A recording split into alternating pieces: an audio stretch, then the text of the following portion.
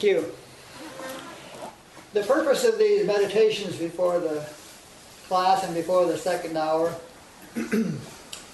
is to get us out of our intellects and hopefully help us find some peace and become receptive.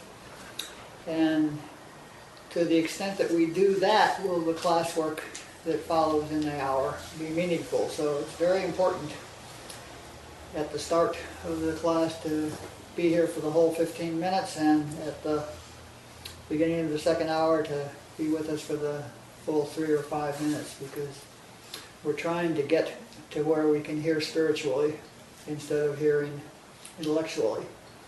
And to the extent that we can do that, the class will be more meaningful. So okay, let's just open it up completely. Any of you that were blown away by the first hour, feel free to request that I refund your money, and I'll be happy to.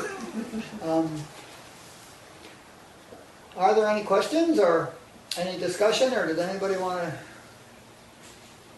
say anything at all about only God is and all there is consciousness?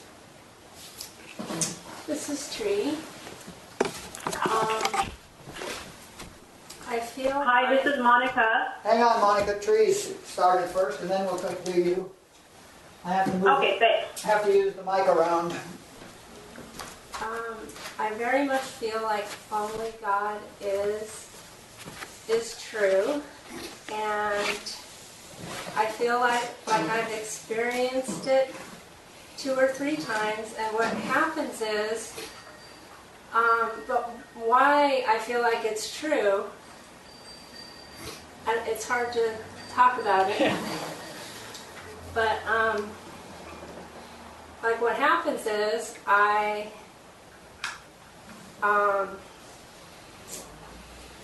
end up getting to a place finally where everything's balanced. Like it feels like it's a constant balancing act to get enough rest so that my body feels okay, not be in an emotional situation where all my kids are fine and they're reassured and everybody's okay, I'm okay, the world's okay. Like if it gets to that point and I'm quiet and I'm rested and it's peaceful, then all of a sudden I feel only God is. It's like it lands right there where I am, and I go, oh my God. Mm-hmm. And it's just there. And so I kind of strive to get to that place, because it almost feels like the meditation that I do in the morning, and the meditation that I do midday, and the meditation that I try to do in the afternoon, evening, or before bedtime, like it almost feels like none of that matters. It's just because it's going to be there anyway if I can just get a clean, clear, away from hub aura about me, and perfect rest and perfect health, and if I can get to that place, then it's just there, and I don't need to do anything. But probably what's happening is the meditation in the morning and the little meditations throughout the day, when I don't feel it, those are probably why I'm feeling it when the time comes. Mm-hmm. So I'm not going to say I'm not going to do those anymore. I'm just going to wait for that one moment, because I think it all builds into that. But in those moments, only God is, and it's right now, and it's all those words that you were saying earlier. It's consciousness. It's like it's right here. It's right now, and it's consciousness, and I'm aware of it, and it's here, mm-hmm. and there's nothing else, and it's strong, mm-hmm. and it's peaceful.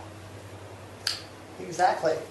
So that's what I wanted to say. And that's the whole point. I mean, it is here right now. There is nothing but God here right now. This entire, what we call room and space, is filled with nothing but God. That's all there is.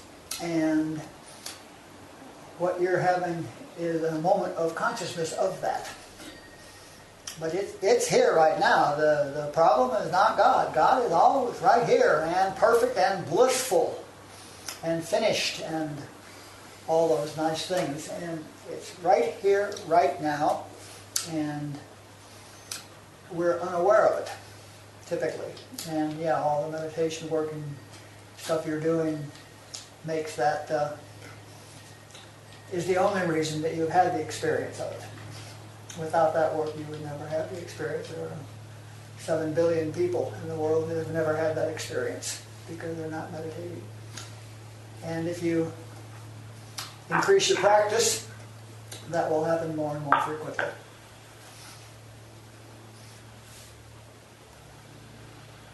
That's the whole thing. Becoming aware of the presence of God. There's nothing else going on except that we... Lee, we're having a little hard, I'm having difficulty hearing you on the phone. Okay, thank you.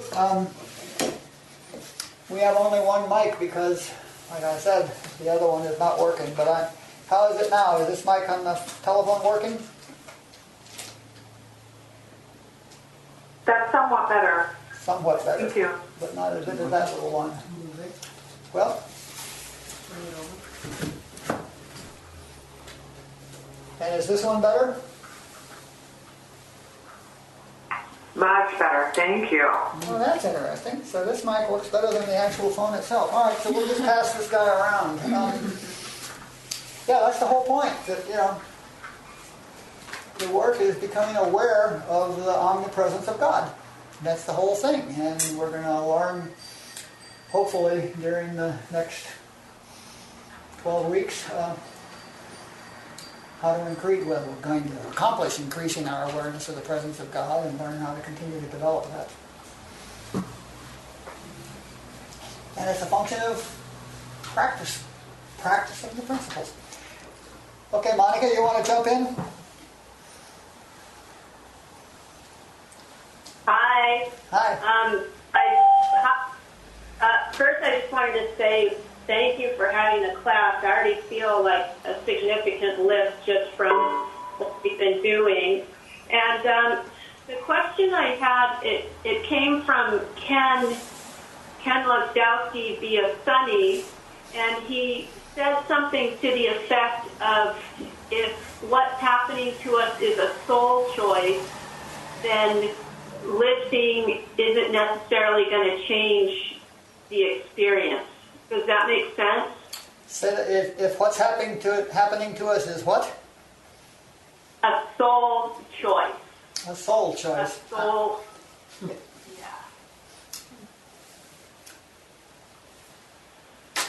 That's such a difficult thing. And I don't have a lot of, haven't been given a lot of information about that.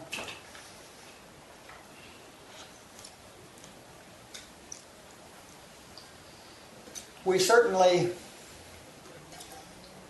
have come into this particular lifetime, this particular parenthesis, for a purpose. And one or more purposes. And Ken was talking about, and Matt Kahn is probably a better source about that. Matt Kahn talks about that a lot. You know, we're here to accomplish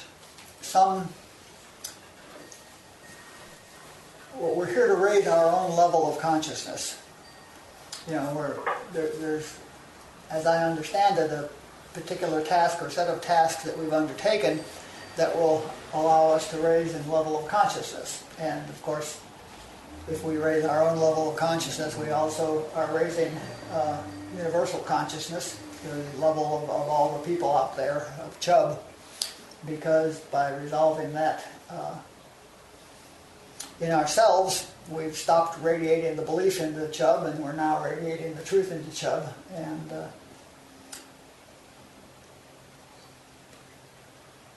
if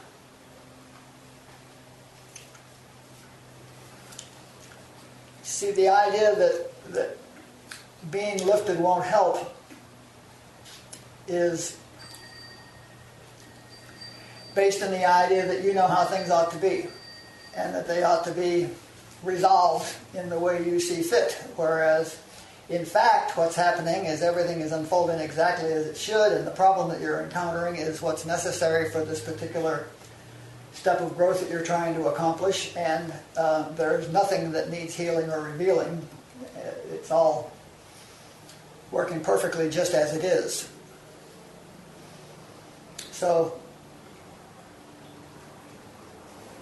like Joel tells the story about trying to get practitioners to help him with his business, and after his enlightenment experience, but while he was still in the business world, he went to practitioners because his business was going to hell, and the first one failed, and he went to another one. He went to 4 or 5 practitioners before he finally got the message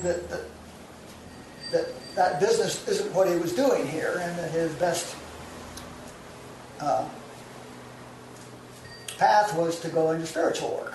So in that sense, the practitioners couldn't lift him into a better business, but the purpose of going to a practitioner, or the purpose of talking to somebody, or the purpose of getting lifted in consciousness is never to fix the material problem. And we'll get into this in depth during the class. But, we think we're going to a practitioner in order to get a material problem resolved. But we're never doing that if we're operating reasonably. What we're going to the practitioner for is to experience more of the presence of God and see what that looks like. So if we're getting lifted by a practitioner and then we keep going back, it may be because the solution we want is not what's on our path. Ram Dass said, God, I read this 40 years ago, Ram Dass said, everyone is always on the optimal path for their spiritual development. And I really heard that, and it's just a wonderful statement. And so not getting your problem resolved is part of the optimal path for your spiritual development. Getting your problem resolved is part of the optimal path for your spiritual development. If you just know that this is the optimal path for your spiritual development, then what is happening is part of that. Does that help any at all? Oh, yeah, that helps tremendously. Yeah, thanks so much. And the last thing I wanted to say is I've been using this mantra that you probably gave me like a year ago, which only God is here, all of God is here. And I just say those 2 lines like that over and over again. Good, yeah. That's the point. Great mantra. That's part of the deconditioning. Mm-hmm. Yeah, thanks so much. Although all of God may not be realized. We'll use the word realize a lot, and it's exactly the right word. Realize means make real. And the suffix "eyes" means to make real. So realize means make real. So by realizing something, I make it real in my experience. And all we're trying to do is realize more God. Who else? Yes.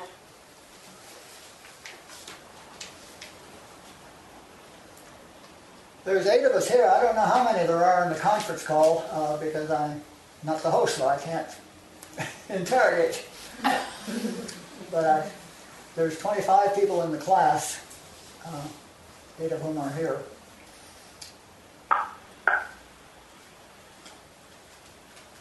There was a star 6. Somebody wants to speak? Hi, all. This is Anya. Hi, Anya. Hi, Lee. I'm so glad you're Hello. with us. Yay. Yeah, it's so good to hear you and good to be in the class. And yeah, the timing is definitely perfect here.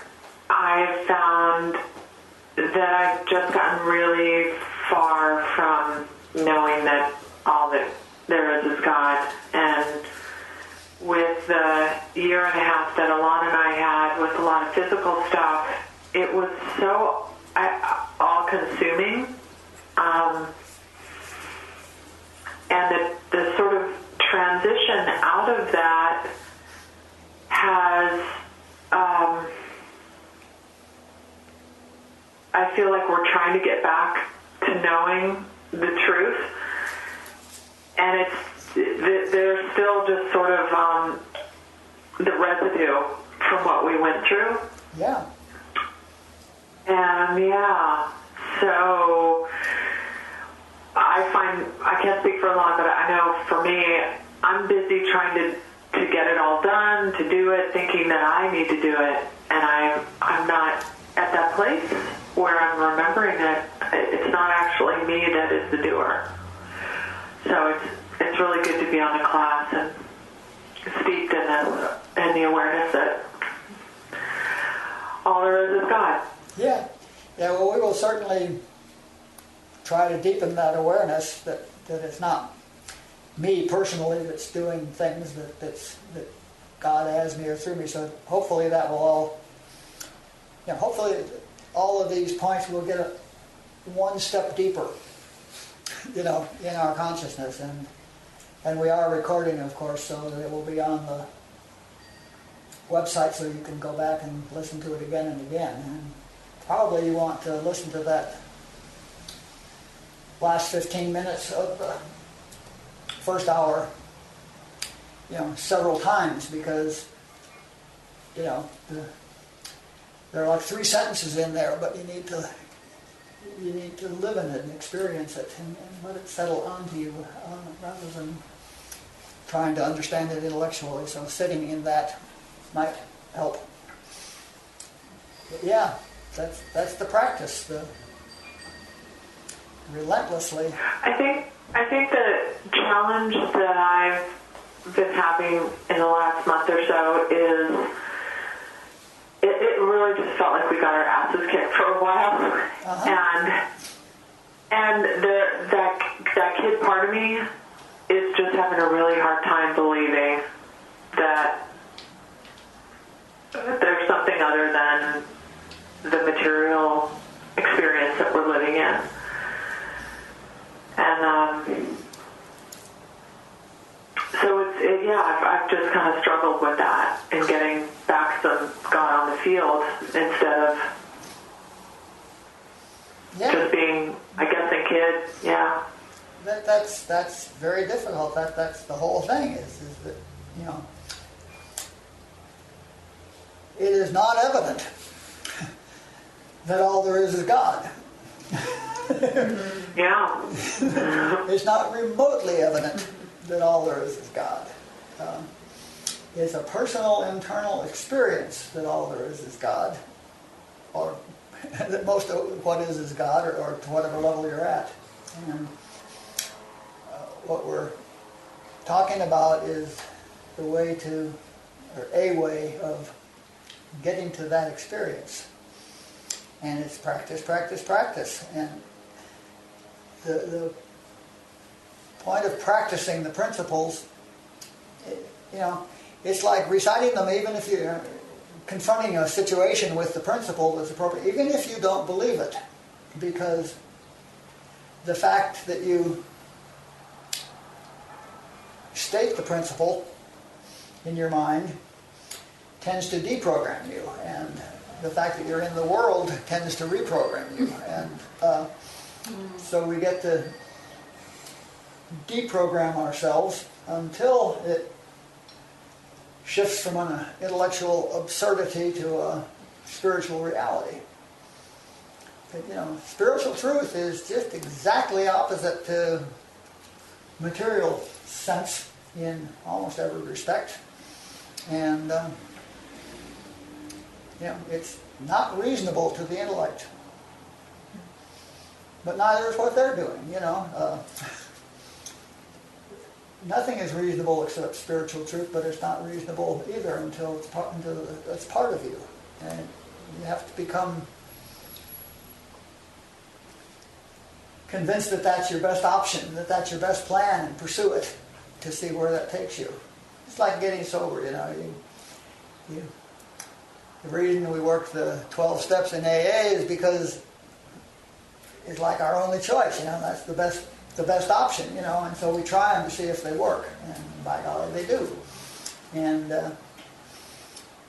but they don't make sense. I mean, give me a break. Taking a personal inventory, give me a break. This stuff is not going to get me sober. And if we stuck with our material intellectual beliefs, we would never begin that process. So you pays your money and you takes your choice, you know? You just, Yes, thank you. fortunately for me, there's never been a reasonable alternative, you know, from when I first encountered the spiritual path, you know, that this is the only thing that consistently makes sense, even though I don't understand it. I remember once reading a book by Suzuki, Zen, not D.T. Suzuki, Shinryu Suzuki, Zen Mind, Beginner's Mind. And I'm about, I don't know, 50 or 60 pages into that thing. And I have the moment of clarity that I don't understand a word this dude is saying, you know? I'm going to put it down. And in just finishing that page, he says, you may be at the point where you don't understand a word that I'm saying. I mean, that page I was on, you know, and be tempted to put it down. But my way is working better than yours. And I said, oh. Oh. You know, and that's the killer. My way is working better than yours. So, yeah, I think Joel's way was working better than mine. Thank you.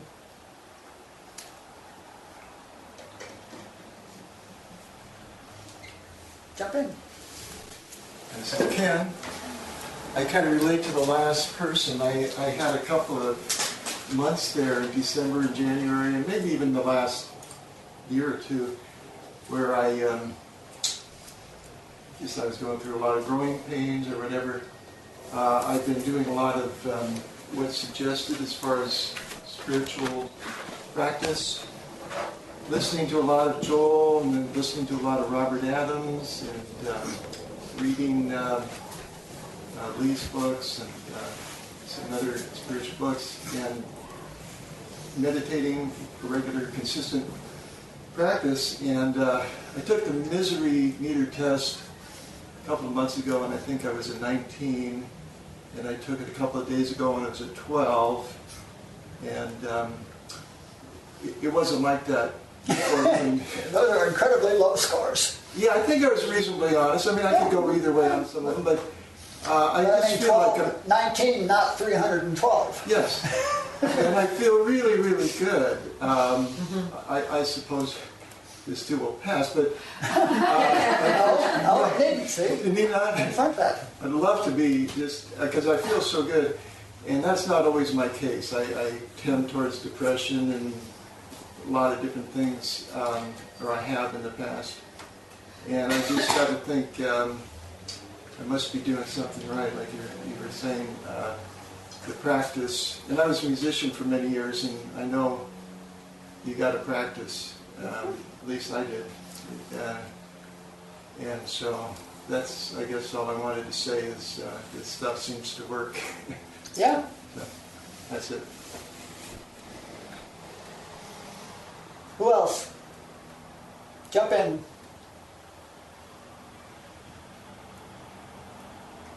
This is Kate. Hey, Kate. Good to hear you again. Hey. Oh man, I am so glad to be in class again because it's wonderful hanging out with y'all. Over the last year, I've finally made some headway on the third script step in conjunction with seeing is believing. And where I don't intellectually understand it or buy it completely, there's some shift of realization going on. And like you were saying earlier,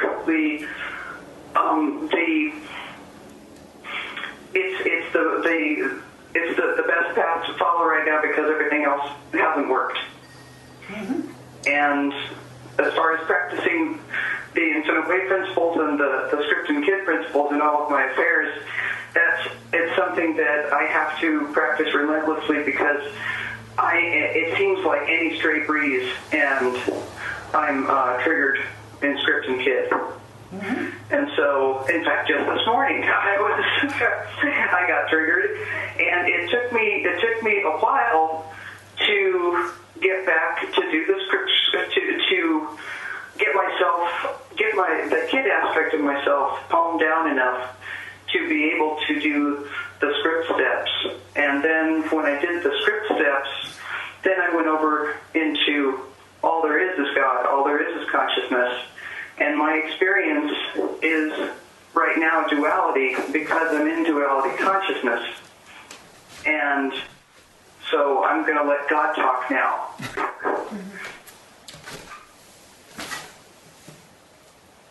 Yeah, so I really am so grateful, that we're all practicing these principles together, and we're all in there doing it, because it does require practice, so much. So I'm grateful to be here, and thank you. Relentless practice. The new edition of the Script and Kid book is significantly expanded, so you may want to go back through that again. It was part of the homework to read the introduction, but read through the steps if you're still working with your kid. Read through the steps again, and the review won't hurt you in any event. And that too is something we need to practice. I mean, you write to your kid every morning until the kid tells you you don't need to write to the kid. And we tend to slack off on that. If your kid's needs are not being met, you are going to get blindsided. Adele brought in a new word, hijacked. If you're not meeting your kid's needs, you're going to get blindsided. And so the fact that you're getting blindsided means that your practice of meeting your kids' needs is not yet sufficient. So back to the daily writing, back to promises you make to your kid, back to those disciplines as well. Okie dokie. Yeah, is it part of this class that we're going to be going through that book together, or is it something that we do on our own and just come back with our experiences with it? It's on your own. We're going to be doing the Principles of the Infinite Way, and I will talk specifically. We will talk specifically about anything anybody wants to talk about specifically, but I'm being attacked by the plant behind me. We will address whatever you want to talk about, but I went through that is the 13th edition that's on the website that you can download, and it's pretty complete. I think everything's there, and so I don't intend to ever do another Script and Kid class. I've been saying for 18 years that this is the last class, and and the fact that this is the 13th edition, and the reason there's a new edition is because the previous year's work has revealed new stuff to us. So the fact that this is the 13th edition shows that we've been doing this for at least 13 cycles, and some of those editions were 2 years and 3 years apart. But I'm not going to be teaching Script and Kid anymore, or facilitating Script and Kid anymore. I'm now working with Only God Is, and so that's what's happening here. But please bring up your Script and Kid problems, and please bring up anything like that, because as this work develops, we will start talking about the principles of the infinite way that we can apply to particular situations that are going on in our lives. So anything is welcome in the second hour. Awesome. Yeah, it seems like the scripts are the cherished beliefs that keep us in polarity consciousness, in human consciousness. Yeah, they're the ones that, they're the strongest beliefs. They're the ones that are based in fear and terror, and they're by far the strongest beliefs, and so they're the ones that are the hardest to remove, and they're the ones that dominate our lives. So it takes aggressive, specific work to tear down those beliefs. And that has to be the game. I mean, that kid has a belief in a power other than God that is going to kill it. And that belief has to be destroyed. And you identify the belief, what is that the kid believes, and then you address and correct that belief. I'm so impressed with Joel talks about in his first year of practice, he had a tuberculosis case. It was his first tuberculosis case. And she was in the tuberculosis facility, and she was in the room where they were, waiting for her to die. And she got in touch with him, and he wrote her a 4 to 20 page letter every day for 13 months.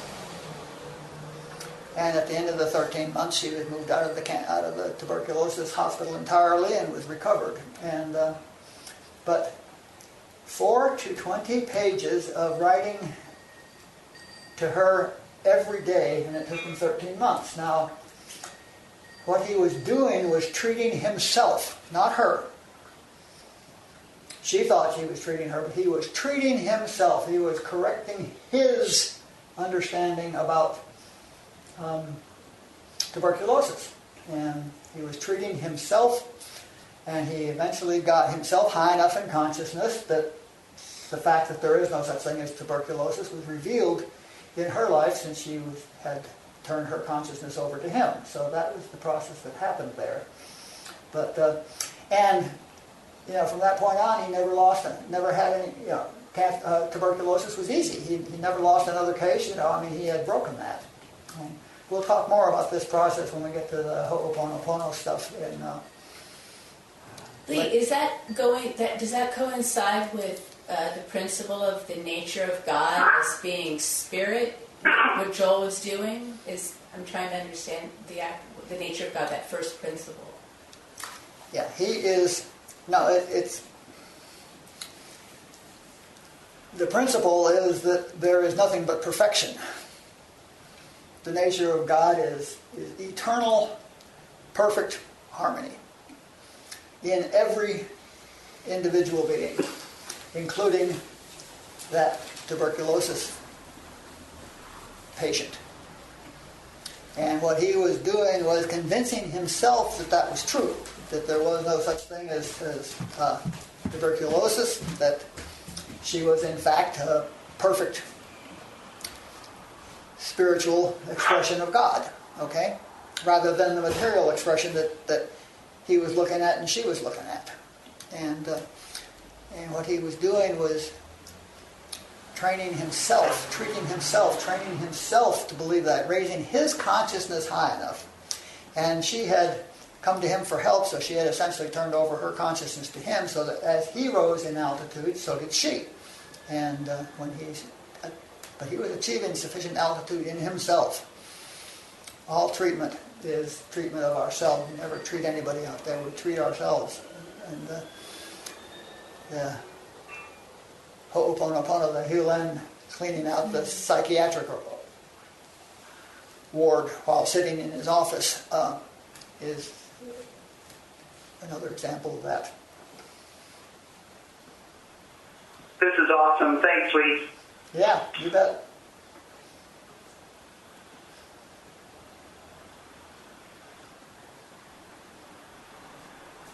Yeah. This is Anne. It's really good to be with everybody. Let me see. Doing all the pre-reading was really great because it really felt like instead of dabbling, I jumped right in the swimming pool with just over and over in the reading. And I remember reading the pointing book before, and it was kind of like when you read the big book and then you read it again, you're like, I don't remember that part. Mm-hmm. And I kind of knew I was having a new awareness reading it. not that I felt like, oh, I got this. It was more not intellectually, but there was a real resonance with a bunch of stuff that did not strike me before. Sure. And I came across a bunch of writing at home, and it was from 2000. It was from, I did my first script work, and I found books and books of daily writing to the kid. Mm-hmm. That was going on daily when I was trying to get sober and abstinent from the food addiction and the binging. And, it showed me all these months and months and months of everyday work with the kid. And so I was really clear when I did the misery meter again, too. It was like 32 or something. And I remember it was there was 300 or so. It was like way the hell when I started the work. So to be consistently in the work over the time, I have absolute evidence of the changes in the experience. And I guess there's probably two big dumbbells in my spiritual gymnasium at the moment for me. One would be my 13-year-old son, and the suggestion that with having an IEP for his schoolwork, that there's a problem, or there's something wrong, there's something lacking, there's something missing. Mm-hmm. And so what I experience is, we have supportive help to help him. I'm clear that this is an amazing kid, mm-hmm. and that the way he works in the world is not quite the way the schools are set up. Mm-hmm. So I get that, but what I find is the challenge is I'll be sitting with him, helping him with the homework pieces, and I have these two different experiences where there are times where I feel such concern. It's like in the script work when we talk about that terror beyond, like mm-hmm. just irrational fear. And I feel that for him, that if the idea is that he's not moving fast enough, he's not going to get it done, it's not going to be right, they're not going to be... And then there are other moments where all I'm aware of is that I'm aware that Anne's all in concern. Mm-hmm. And then I'm like, so clearly I don't believe that this is pure presence of God in front of me, or looking out at it. Mm-hmm. And what would it look like if I believed that? Well, mm-hmm. the next thought is, I would drop any concern I have that there's a problem that we need to fix, and all this shit we're doing will be unnecessary. And then I've had that experience of just being like, whatever. Mm-hmm. Whatever gets done is perfect, and so on. So I have this schizophrenic experience of I see it, I feel it over there, and then I have this other moment. And so that's kind of the ongoing constant, that one, that challenges me and pushes me in the work. And then the other one is... Let me just say right here, that's exactly what practicing the principles is, remembering each time that comes up who he really is when you're doing that. And that's the practice. And yeah. Continuing that will continue to help you. So I just continue it. Yeah. I continue saying, clearly I am not believing that all there is God in this moment. Right. But that sometimes is all it needs to break. Mm-hmm. Yeah. So the other piece is again, I must believe in the body and believe in human processes, but I have debilitating migraines experiences. Once a month, my experience is very connected to what looks like hormonal woman's time. And so I'm watching that too without trying to just blow it away. It's like I do the next indicated step, mm-hmm. and I do it's kind of like I layer the spiritual work, and I'll still do a physical correction I'll do whatever helps in that moment so that I don't have to lose my food and call in sick at work. But that is also a challenge, because I'm in those moments, I'm I don't know if I believe this shit, because I'm really, I feel like shit right now, and I can't spiritualize myself out of it, and so that feels like a big heavy dumbbell. But then it passes, and I guess that's just, they're the two areas that force me into work at the moment. Absolutely. And then there's a remainder of time that I'm really clear that I can see circumstances and be unconcerned, mm-hmm. Where I would have been in that terror. So it works. But I guess I don't get to choose which pieces get easier and how fast. No, we don't. So that's what I would share.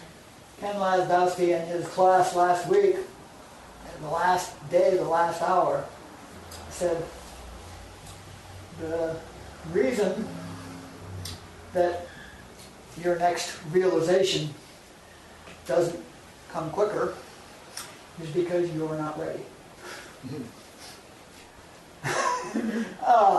And yeah, clearly, I mean, you know, when you're ready, you will realize. So, but all the work you're talking about, and all the work we're going to be talking about this whole forever, I hope, is the work of getting ready. And when you're ready, it'll click. And the beauty is I mostly have quit any sense of judging that I'm like missing a piece of the puzzle or doing something wrong, or like, you know, like I've dropped the idea that I'm fucking it up and not doing enough. So that feels growth. Yeah, absolutely. We're all always doing the best we can. That's in the scripting kid book made very clear. Go back and read the scripting kid book again. I mean, there's good stuff in there. There's just a change in flavor. From the ones who had the 12th edition, there's just a change in flavor, but you'll see lots more breaks in there and some new stuff. And there are 5 spiritual principles that are highlighted in there. In fact, and a couple more are referenced, although they aren't given a number. But one of them is everybody is always doing the best they can, and you know, given their information, you know, given the information and the tools that they have, they are clearly doing the very best they can to be comfortable. And so are you, and so am I. We're doing the very best we can. And it's good enough. You'll all be happy to know that it comes out perfectly. We all turn out to be fully enlightened, one with God. Which lifetime is a different question, but it's a done deal. And we'll talk about that at length during this next 2 or 3 weeks. God is done, and God is you. So you're done, except for realizing that God is done and God is you. Who else? I'll share. Yeah, please. Stacy. I just so related to you, Anne. I don't know. I have I have this script. My most painful experience was my brother killing himself, and I feel like I didn't do enough. You know, and I'm having something with my daughter right now. She's gaining weight, and you know, I've done the steps. Like seen the nutritionist, and I've done the special diet, and every day I work really hard on making sure she eats well, and you know, then we weigh her in the 6 weeks, and she's gained 5 pounds, and I'm like, you know, it just made me feel, because it's triggering that you're not going to do enough, you're going to not do enough, and you're going to, you know, so it's just, I'm so glad to be back here, because, you know, there are times where I look at her and I go, she's like a little gift, and she's just a spirit, and however she's going to go through this life, however she's going to look, it doesn't matter. And we're all going to die one day or goes to the next area, and she's perfect, and it's going to be perfect. See? And it's like I see that, you know, a lot, and it's okay, and it's like, and my brother's okay. It's all okay. Yep. There it is. But I don't know, my head like has been really going, like it'll just go, and I'll look at pictures of other kids, and then I'll imagine scenarios of somebody calling her fat, and it's just like this terror, you know? So I don't know, I'm just really glad to be back. Like by August I was unraveled after our last class, and by Thanksgiving, you know, I don't really know where I went wrong, not taking care of the kid, but I was, you know, wanting to go back to taking the pills again, and that was just, I didn't take care of the kids somehow, and I need to look back and see where I went wrong, because I'm not sure what I didn't do, but I went back to that place again, so I'm so glad with this classes. Yeah, I am too. I'm glad you're here.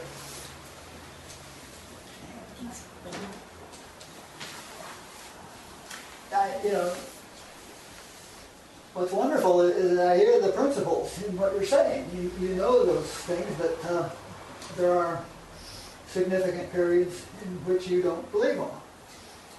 And that's because of the omnipresent pressure of Chubb that everything we're teaching in this class is bullshit. And that's going to go on, and we have to become opaque to that and transparent to God. We have to stop believing that, and that's the work, that's the practicing the principle work. And practicing the presence and practicing the principles, both, all that work is what breaks it. And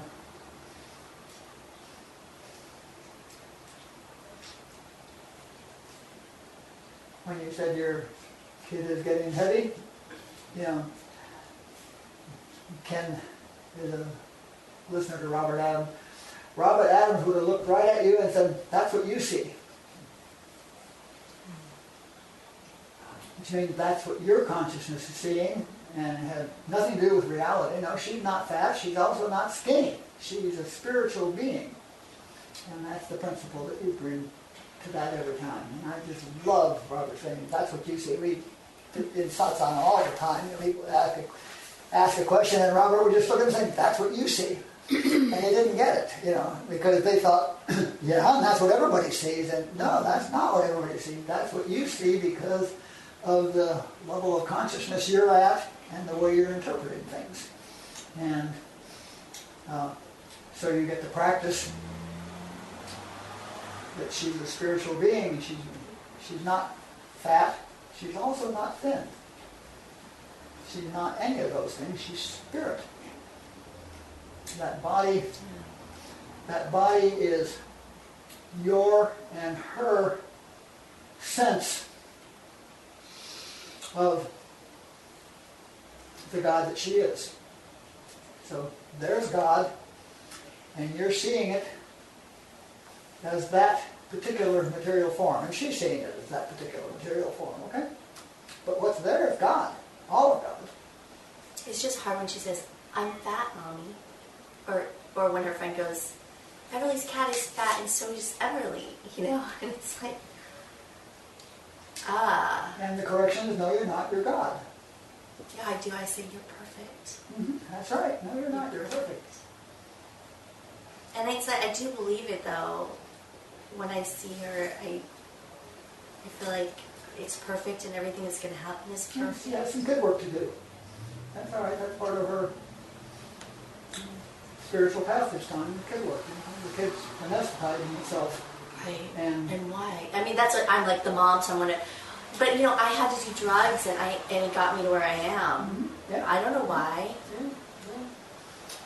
I mean, I consider 18 years of hardcore alcoholism as much a part of my spiritual path as working the steps.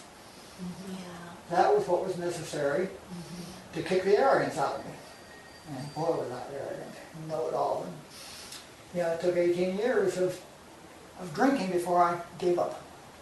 Before I accepted the possibility that I couldn't do it by myself, and that was what was necessary for 12 steps to work. So trust the process to the extent that you can trust the process. She's fine. She signed up for this, and if you can introduce some kid work, if you can, and you don't do it by taking her through the steps, you do it by discovering what's the pain, what's the fear, why, the question, why does she need to anesthetize herself? Okay. I'm going to start taking her to yoga and meditation this summer when I'm off school. Because I want her, because if I would have been able to just get quiet and tap into that, God, that's good, yeah, maybe... But if you can also discuss with her, talk with her a little bit, and find out why she, I don't know what the questions are, but find out why she needs to anesthetize herself. I was the same way when I was a kid. I got very fat because I was hopelessly lost. I was Well, the last time I really wanted to do kid work with kids, I remember feeling like really inspired because you said, oh, somebody should start this with kids. And I thought, that's awesome. Yeah, there's no reason you can't. There's no reason you can't discover why she thinks to anesthetize herself, and help her see that that's just a story she's telling herself. Well, I know she has a script, there's not enough, because she'll be like, are you going to eat that? Don't eat that. I'm going to eat that. And there's some sort of nervousness, so I guess I could look at her and say, there's enough, it's okay. I don't know. No. You'll have to deal with it yourself and figure out what the appropriate But I see a script. step is, but you can do kid work with children. You can do script work with children. You just do it less rigidly formally. She's even anesthetizing herself. Why? Whatever it is she believes is causing her enough pain that she needs to anesthetize herself isn't true. And that can be shown her too. It's a story she's telling herself, or a false story she's telling herself. And you can show her that there are alternative stories. This is all part of the book now. It's all in the book. You can show her that there's an alternative story to the one she's telling herself that would make her a lot more comfortable and would require anesthetics.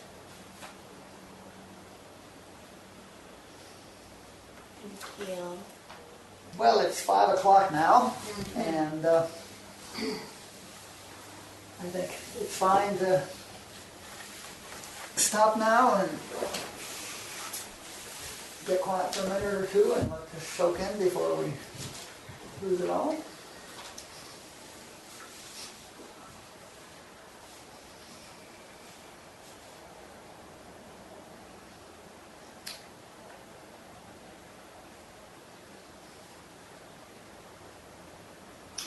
Thank you all very much. Thank you. Thank you. Thank you, Lee. These recordings will be on the website tomorrow, and will the new access code. And if you haven't done the homework of reading those 3 books, or whatever was described in the homework there, it's on the webpage, and do that, because that gives us a foundation of language, at least, to talk about this, that you'll know what I mean when I say chug or mysticism or stuff like that. So see you all next week, and I love you dearly.